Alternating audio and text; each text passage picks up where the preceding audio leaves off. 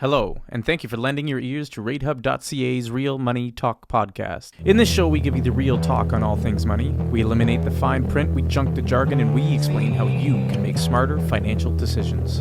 We're not millionaires, we're thousandaires, and we know you are too, so this show is for you. We want to talk about money because it affects everyone, rich and poor. Money shouldn't only be the occupation of the 1%, but rather the 99%. Avocado toast ain't the reason you're broke. Don't hold out lattes for paydays. Let's make money an everyday discussion.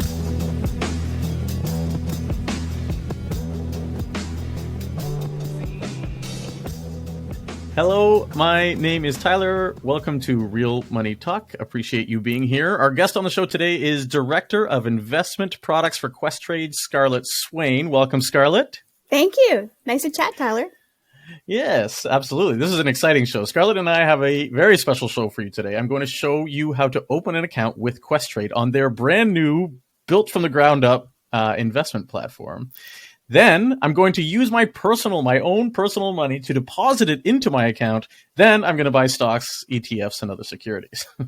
And Scarlett is here to answer all my questions along the way, so that you, the listener, can sit back and enjoy and maybe follow the process if you want to start investing.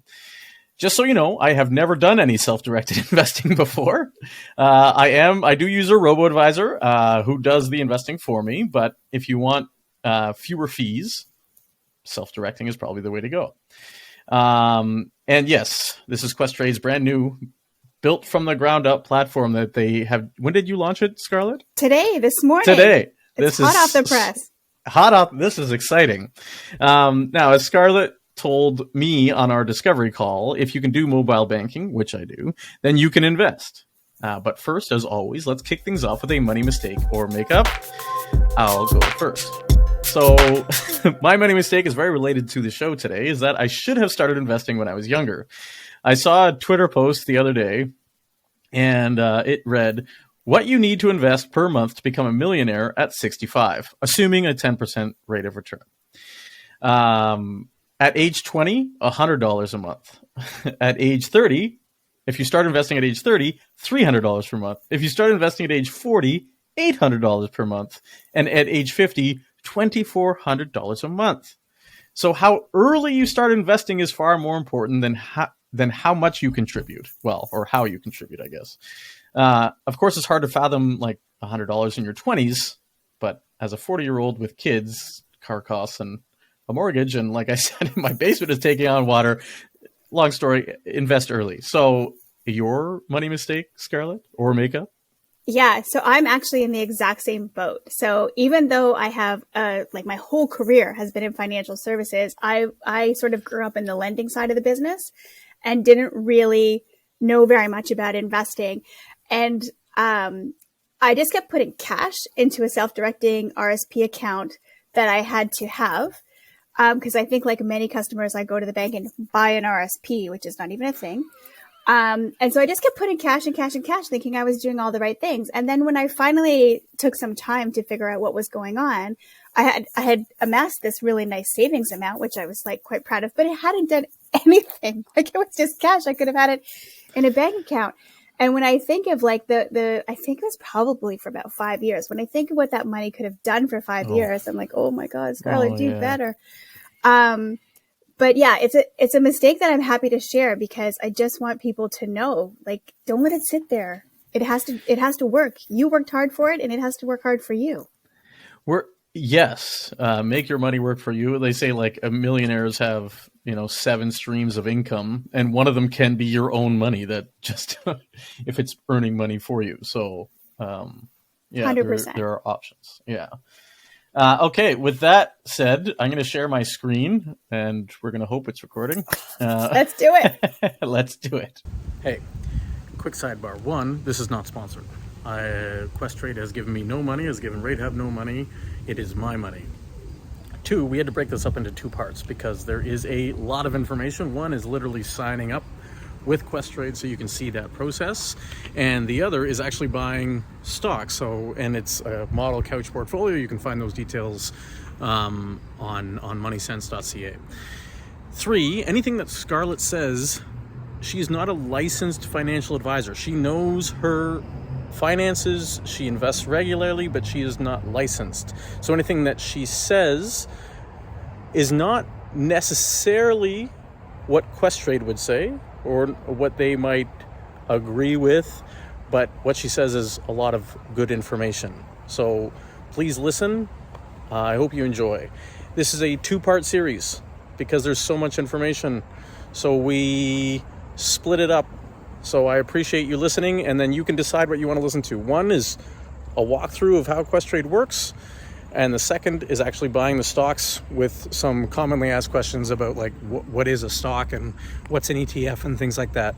Hope you enjoy. Thanks so much for listening.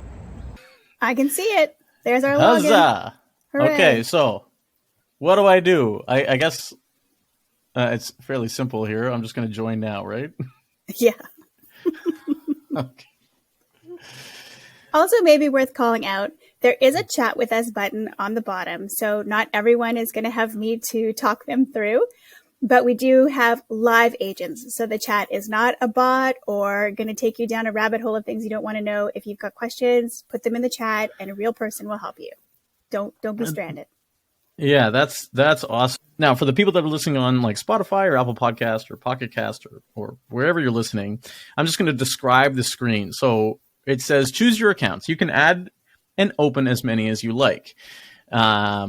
Self-directed is the next title there, and it says trade your own stocks, ETFs, options, and more. So that's for an individual. There's a margin account, Tfsa, retirement savings plan, RSP, and Forex and CFDs. And then below that, there is a Quest Wealth.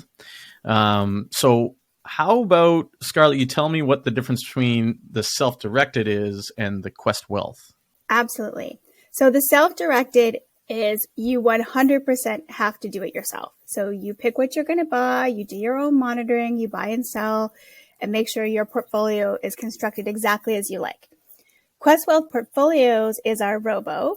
It's a very, very affordable and convenient way to invest where we do the work for you. So you do a risk tolerance profile, and you do that per account because you may have a different attitude for like your kid's RESP versus your own Tfsa. So you do a risk profile, and we have 5 categories of risk that we can put you into. And then we manage those portfolios for you based on performance and risk. So not everyone's ready where you are, Tyler. And we want to make sure that we've got something for everyone. I personally have both because I like to feel secure that somebody that's actually got a license and really knows what they're doing is looking after part. And then I want to have control in some things and buy what I love. And so I have self-directed too. You've brought up a bunch of topics here, and I too started with the robo-advisor, and now I just want to have more control and a little bit more fun. In self-directed, where I can trade my own stocks and ETFs, options, and more, so now I get a little bit more, as you say, control. So let's talk, what Tfsa versus RSP versus the margin account. Sure. What are the differences there? Okay, so a margin account is basically like a cash account, except for it allows you to trade on margin, which means a little bit using some of Questrade's money as well. So that is a product that's for a more advanced or sophisticated trader. And for somebody brand new getting started, it's not where I would recommend. A Tfsa is a really great account to start with because it's tax-free. So everything that you make inside there is tax-free. It has limits. It's usually like around $6,000 a year that the government allows you to deposit in there, but you can go all the way back to when you were 19, which for some of us is a long time. And you can put quite a material amount of money in there if you're old like me. But it's a great starter product if you're not ready to be thinking about RSPs. If you are a little bit more longer term focused, then RSP is great because everything that you put in there, you're going to withdraw when you're retired. So you're going to be at your lowest income level ever. And you can also convert that if you're young and getting started into the home buyer's plan. So it's a great vehicle to be saving for your home buying, especially if you live in a big city like Toronto where it's quite expensive and you need all the tax advantages of everything you could possibly get. So really, we kind of look at it like a funnel, or I look at it like a funnel, is TFSA is a great place to start. When you're ready, get into RSPs. And then if you've maxed both of those out, then margin is a great place. Or if you want to be doing more sophisticated trading like options trading. Yeah. So we had Bridget Casey, who's a social media influencer, and she runs Money After Grad. Yeah. Okay. And she just did something really interesting where she said her margin account is her rich life account, which I really loved. And so the idea being that she maxes out her TFSA, maxes out her RSP, and then now she just has this money that can just earn in this margin account. And yes, you have to pay taxes, of course, that's part of living, and it's why we have healthcare and education. But she says any money that she pulls in there or anybody she puts in there and that can withdraw over time, that money can be used for whatever life she wants, because she has her sort of long-term stuff in TFSA and RSP. And then basically the withdrawal that she pulls from the margin account, that can just be used for whatever money she wants. So all that said, I still haven't maxed out my TFSA or RSP, but in this instance, I'm going to go with the TFSA. So I'm going to click the add button here, right? You got it. And so it says I'm opening one account, individual tax-free savings account. You can just click open now. Open now. Clicking open now. Okay, so let's open your new account. It's easy to do, and we'll guide you step by step. Create user ID, build profile, set up account. We'll save your information as you go, so you can always come back and finish later. That's nice. You're opening one account. I will continue. Okay, so tell us about yourself in terms of your name. So something that's important for customers to know is we are a very, very regulated, from taxes and the government, kind of an organization. All online discount brokerages are. So you actually need to use your given name that you use for your taxes. And I think on there you can see there's like a help to like make sure you know to do that. But you have to use your legal names. You can't. So if my name were like Ben or Benjamin, like it's important that I use whatever name I have on my taxes. Correct. Really, the full name. Okay. Correct. So don't use Ty, use Tyler. Exactly. And I'm also going to, and then so first name, last name, my email address, and my phone number, and just hit continue. Step one. Step one, I am done. Huzzah. So now it says to create my user ID. And is this... This is how you're going to log on. So this is you're going to want this to be something that's easy for you and you can remember. We don't allow you to use your email address. So it has to be something nice for you. Okay. That you can remember.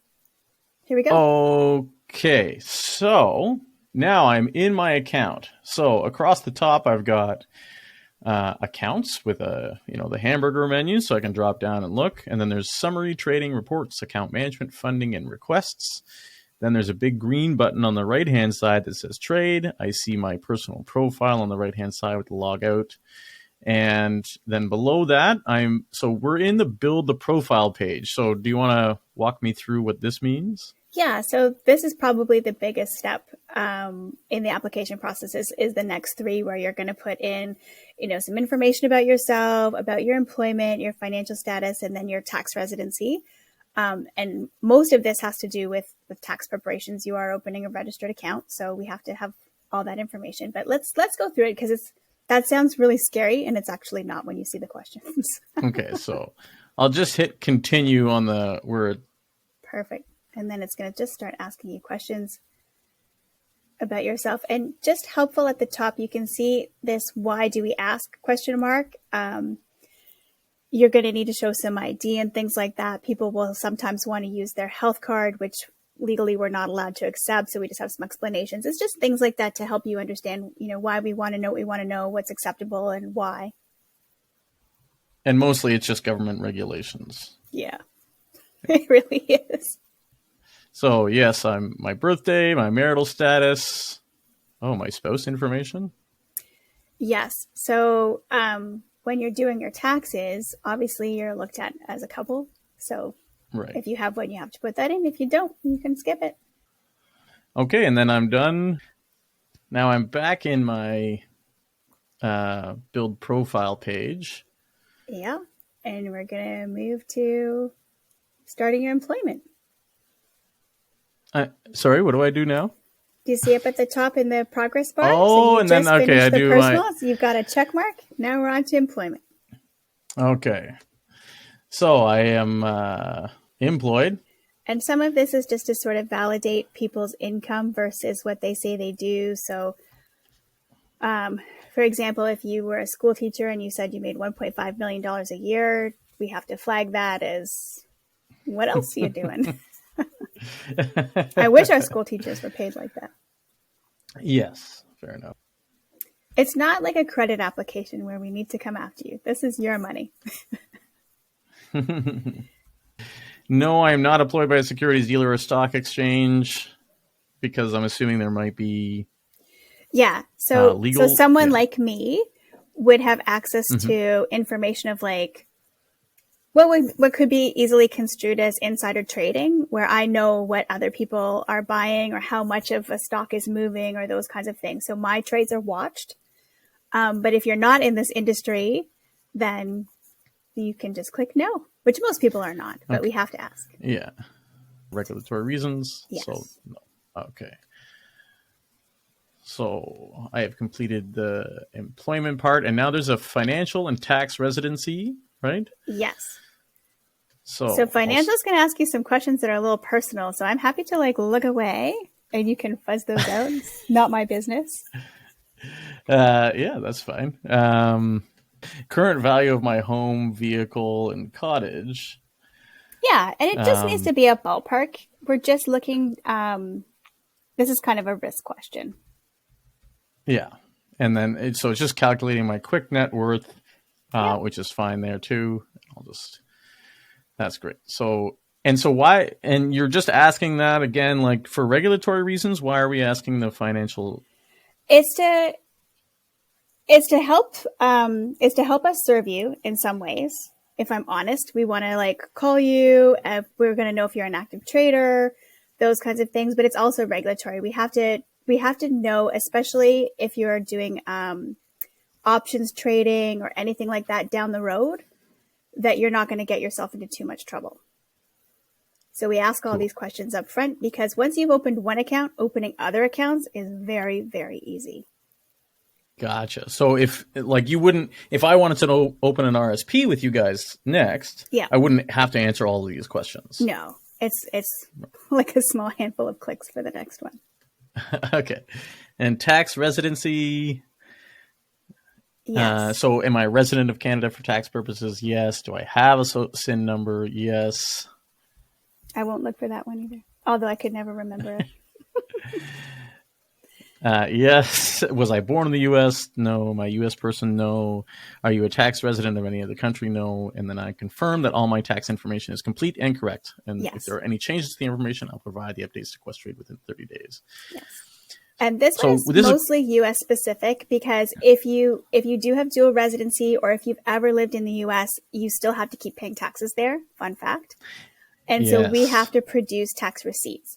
And also it has to do with like income that's earned. So if you own some equities, like I'll just use an example, like Apple that pays a dividend, it's paying you in US and there's going to be some withholding tax. So all of these questions help us understand what your tax situation is going to be so we can provide you with the right documents. Very cool. Yes, a former colleague was a US resident and I don't think he was allowed to open a Tfsa. Yeah, they have lots of strange rules. Okay, so now I have completed my profile 100%. And I think my next step is to where it says set up account. Yeah, let's click. Okay, click. It says, looking great. Follow these 3 steps to finish opening this account. I need account details, consent to communication, and persons with financial interest. So I will start with account details. Do you want to trade options? What are options, Scarlett? So options is a much more sophisticated form of trading where you will do puts and calls. And it's a lot more speculative. So it's not buy and hold. They're things you tend to decide for a period of time you will buy and sell. And you're really kind of deciding if you think that equity will go up and down. Whereas just regular investing, it's a buy and hold, and most things over time all the boats rise over time. So for brand new now I could folks, change this. Oh yeah. Yeah, sorry. Yeah. For brand new folks, I highly recommend you don't start here. This isn't a good place to jump in. And we do have lots of information on our website about, how to get into options trading, and you can start at any time. But to get started, it's better just to let's invest first. Cool.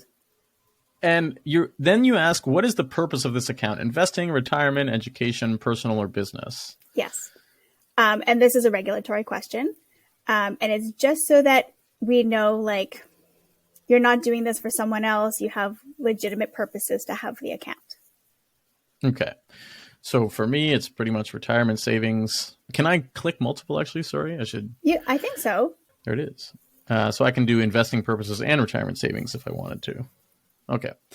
What will your initial deposit be to fund this account? Now, Questrade, I believe, has changed this, but is there a minimum deposit or a maximum deposit, and what are those? There is a minimum, and it's $1,000. And the reason for that is we want people to be able to diversify right away. And so you need to have a little bit of money to build yourself a portfolio. We do make exceptions for folks that, because maybe that's a lot for you, especially if you're younger, of $250. So you can do that, and then our call center can manually override and put you through. Very cool. That's nice. That's good to know. Yeah. Okay, so my account details question is done. Consent and communication, I will start. So this is the legalese. This is the legalese. So in a nutshell, you're saying that you're taking responsibility for doing this trading, and you're using our platform responsibly. And also you're going to see that there's some agreements for data that we give you. So each exchange, so like think of the New York Stock Exchange, the Toronto Stock Exchange, all of those places provide us with information that we tell you, which is like how much in this red hot second is this stock worth? And you have to agree that you are accepting that information. So there's lots of just accepting all of the places that we pull together for you to be able to provide the service. So which security holder materials do you want to receive? And then, so what this is like, I could get investment reports mailed to me or emailed to me or something about how my stocks are doing. Yep. And sometimes like for an ETF, for example, we have to send you that. And we send it to you electronically. Every time you buy a brand new ETF, you'll see in your inbox the fact sheet about that ETF, because we want you to be informed. But for the most part, lots of people do their own research, and they would be well ahead of anything that could be printed and produced. So, okay. So I can say I do not want to receive any security holder materials because. And you can change your mind later. And I can change my mind later. Okay, great. Because there's a little bit of me that wants to receive some, but I also know my inbox. I'm trying to unsubscribe from the world right now. So. So I'll finish there. And finally, I'm on to persons with financial interest. So as a primary account holder, it is your responsibility to add all persons with a financial interest to your account. You can add persons with financial interest anytime after setting up this account. Would you like a reminder displayed after you finish setting up your account with instructions to add persons with financial interest? So who are persons with financial interest? Persons with financial interest could be somebody that you choose to do the trading for you. So you can set up an authorized trader that has access to your account, and they would have permission to actually buy and sell. So this isn't very common. Most people like to do their own, but there are people who, or even like in a husband and wife situation, like I do the trading for my husband, for example. So I'm an authorized trader on his account. Very cool. So at this point, no, I don't, but I could probably change it later, right? Bet. Agreements. I will start this one. And this is more, these are the ones that we were talking about, like the exchange agreements. And I have, not very recently, but I have read it a number of times, and there was nothing in there that I personally was objecting to. Yeah. It's quite like a banking agreement for a bank account, where you walk away with 25 pages and you're like, what could possibly be in there? But if you really sit down and read it, it actually does make a lot of sense of, Yeah. You put it in the filing cabinet, and then 10 years later, and like, what is this? Oh. But we want to be clear, like who we share information with. We have to tell the CRA. We have to provide you with tax information. Like, Yes. And I just think it's important that it's all here. I mean, it's an element of trust between both Questrade and myself that we're acting on the behalf of each other, really. Yeah, absolutely. I mean, So I'll come back to our mission, which is to make Canadians much more financially successful. And when I think about all the things that we do to try to help people, and you'll see now that you'll be part of the welcome series once you're through this, and you'll get a series of emails that have little helpful videos in them that are going to show cool. Step by step how to do different things. So, we really take that responsibility very seriously. We can't give advice because we're online discount brokerage, but we can help you do the best you possibly can. Right. Okay, so now it's asking me to sign and submit documents. So this is like some e-signing you'll have to do. So you don't have to print and send anything in. It can all be done electronically. Very nice. Because I like printers. We bought a printer at the start of the pandemic because we thought we'd be printing a lot. We don't print much. And even with this brand new printer, it fails half the time. Yeah. But it's nice that this is all connected, and it's launching me into a DocuSign, and I don't have to print out the documents. Then I don't have to sign them, and I don't have to mail them. There's no delays. No delays. And these are going to be a little bit different depending on the account type that you open. So you're owning a Tfsa account, and so it has some agreements that we have to get you to sign, and that's like making sure that you understand how much you can deposit, and that there's tax implications if you over deposit. There's also some information there on trading. So, for example, the CRA does not allow you to be a day trader in a Tfsa account. So if it's your job to trade and you are making so much money that they're going to notice you, then you're going to get in trouble, because that's not the purpose of this account or the job of this account. So it's really just making sure people really understand the rules of engagement. But for the most part, most people will have no challenges. Okay, so it gives you a signature. You just have to see if you like it. I like, easy. That's really important to me. Me too. And I'll say, just like as a fun side thing, like lots of things we were not able to DocuSign in the past, and the pandemic has really moved things forward where we've been regulated to have a wet signature on some things, and we've been so happy to take advantage of taking that clutter out. Right. So I've answered my account questions. I've got the e-form signed. Now I need to upload government issued photo ID. Yes. So for here, you need a driver's license or a passport are the best forms of documentation. We do take other forms, but as I mentioned, like a health card is one that we can't. Oh, I love this. I can scan a QR code on my phone because now, because I'm in the desktop. Now, you've said the desktop and the mobile app are identical, correct? They're identical for the most part, when you're trading. They're not identical like right now, because we just launched the mobile app today. It's still in its most lovable MVP position. And it does not have official account opening. You have to go through the web browser in your phone, which will then actually give you this identical experience. But pretty soon it will be baked right in. Yeah, so I don't have to take a photo and then airdrop it to my computer and drag and drop, and you're going to reject my ID because the picture's no good. So so I'm just going to scan the QR code that you presented to me, and then I open this into Safari. And so the QR code, I'm assuming, is linked to my account now based on the QR code, right? It should be, yeah. And then all I have to do is take a picture with my phone of my ID. That's nice. Technology is fantastic, isn't it?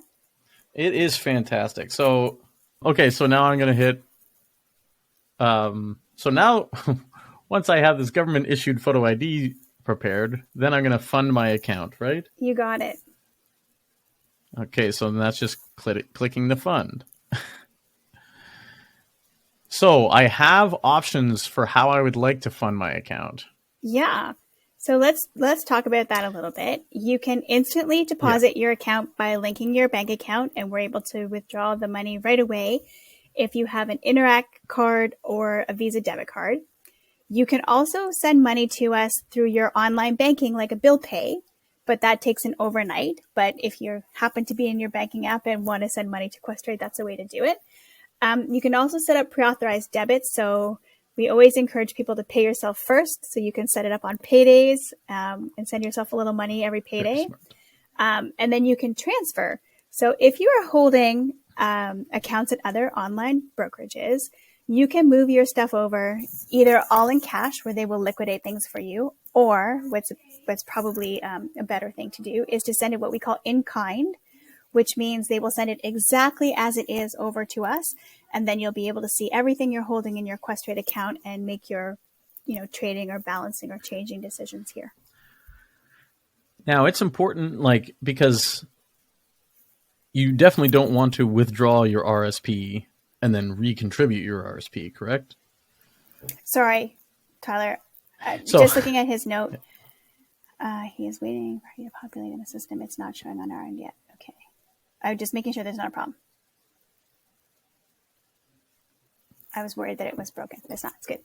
Sorry. What was your question? Good. I apologize. Okay.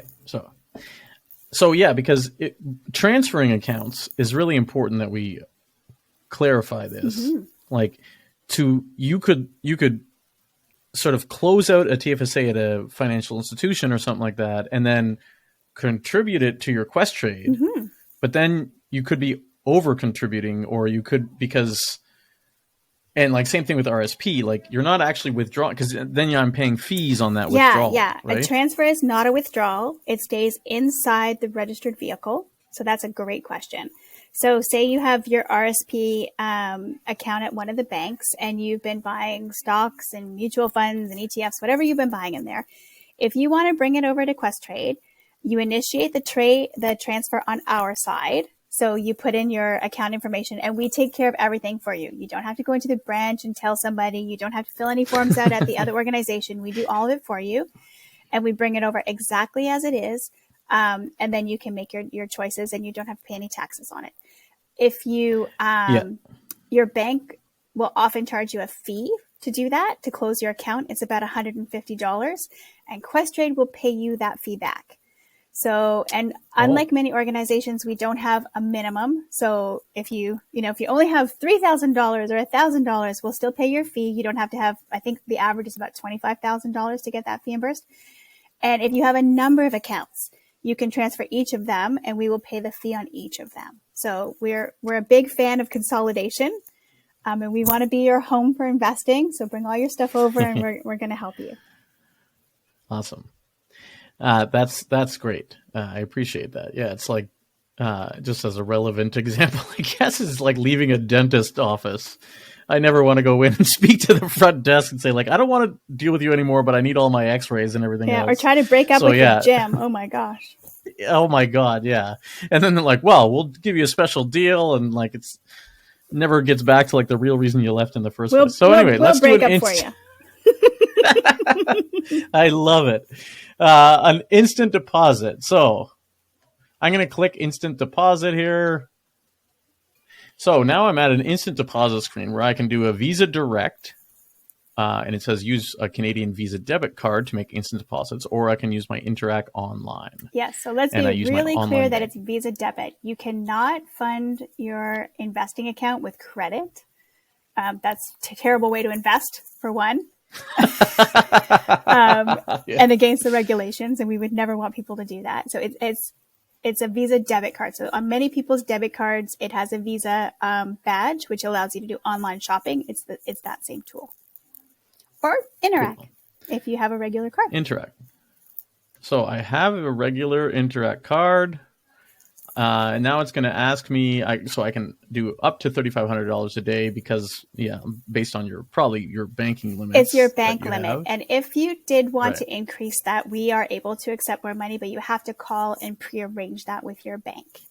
So I think they'll let you do it up to $10,000 a day on their exception basis, but that limits them, not us. Right. So I'm going to deposit my $1,000, and I confirm the name of my online bank account matches the name of my Questrade account. That's correct. Hit the next button. So now you need to select your financial institution. So I'll select my financial institution. So I'm just entering in my card details. Okay, so my account is funded. Thank you, Scarlett. That was a relatively easy walkthrough. So now I want to buy stuff. Thank you for listening. Thank you to Beat Chemist for providing us with our music. Find him on SoundCloud. I want to sincerely thank you, the listener, for taking the time out of your own day and investing it in yourself to get smarter about money. Head over to Ratehub.ca to learn more about making smarter financial decisions. If you want to thank us, please leave a review on Apple Podcasts or follow us on Spotify. Thank you for listening. Let's help Canadians choose better with their finances. And now for the fine print. The views expressed by guests are their own, and their appearance in the program does not imply an endorsement of them or any entity they represent. Views and opinions expressed by Ratehub employees are those of the employees and do not necessarily reflect the views of Ratehub Inc. or any of its sponsors or officials. This is for general use. We're not certified or licensed advisors. Yeah, we just don't want to get sued.